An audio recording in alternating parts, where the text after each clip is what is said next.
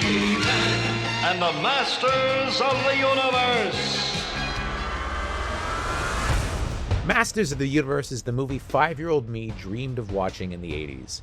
As a devotee of the cartoon throughout my childhood, I always liked the 1987 Canon Films version of Masters of the Universe, but even then, I knew it wasn't quite the He-Man movie that everyone really wanted. I mean, most of it was even set on Earth. After decades in development, the franchise is finally being given the epic big screen treatment it deserves, with director Travis Knight doubling down on the fantasy and sword-and-sorcery elements, making this an excellent addition to the genre and a promising start to what could be a great franchise, the gods of the box office willing. Even if it's a one-off though, Knight and Amazon MGM went all out, delivering an action spectacle that's a lot more fun than many recent superhero movies. It contains plenty of humor and heart without going overboard on either. As it should be, it's a hero's quest story and Nicholas Galitzine nails the part. So after 15 years of being stranded on Earth, Prince Adam returns to Eternia to free his land from the tyrannical rule of Lord Skeletor. After a prelude set on Eternia that shows just how it fell to Skeletor and why Adam ended up on Earth, we find him working an HR job and obsessively searching for his lost Sword of Destiny, hoping it will bring him home. Adam knows exactly who he is throughout the movie, but no one on Earth believes him. Of course, he eventually finds the sword and Skeletor's minions come for him, forcing his childhood bestie, Teela, played by Camila Mendes, to come to the rescue. The first half of the movie definitely milks the fish out of water aspect, with Adam a goofy hero lacking any real combat training, leaving Mendes' spunky Teela to handle the lion's share of the carnage. But Knight also knows that the audience watching a He-Man movie wants to see him kick ass, so it's not long before Adam reveals his true power and becomes the hero we all want him to be. Galitzine plays the role with a large degree of easygoing charm. Adam is goofy at times, but they never make him stupid or cowardly. You have to buy him as a hero, and you do, with the movie doing a great job building him up so that when he cries out, "I have the power!" you're cheering him on.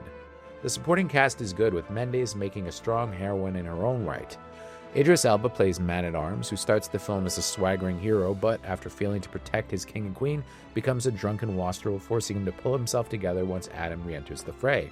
It's a solid arc. Best of all, though, are the villains. While Alison Brie probably doesn't get enough screen time as Evil Lynn, she has exactly the right vibe for the part, often funny but never too much so, while still projecting genuine menace. The same is true of Jared Leto's Skeletor. While it's more of a vocal performance, he sounds terrific in the part, and like Brie, manages to be both funny and quite menacing. Some may feel that the film leans too heavily into comedy, but if you go back and watch the old cartoons, they were pretty lighthearted. If anything, the grim canon film never quite managed to capture that aspect. This version of Masters of the Universe does, but with one important caveat. When the action happens, it's taken seriously, and the fights aren't overloaded with quips. Another thing worth singling out is the really good score by Daniel Pemberton, which is one of the better fantasy soundtracks in recent memory. Featuring guitar work by none other than Brian May of Queen, it sounds like the kind of score we used to get in movies like Flash Gordon or Highlander, furthering the 80s vibe even though the story is kept contemporary. The movie looks terrific on the big screen with excellent VFX work and imaginative action design. Hopefully enough people will see it that way, because the big question mark is whether or not this franchise will resonate with younger viewers, as most of the built-in audience is made up of men in their 40s, such as myself. However, I do think it's good enough that even if it opens somewhat softly, word of mouth will be excellent, and it almost will certainly become a blockbuster on streaming. Still, it can't be denied that this is a franchise that looks fantastic on the big screen, and its 3 post-credit sequences plant the seeds for a whole lot more. Hopefully it happens, because Masters of the Universe really rocks, and I give it an 8 out of 10.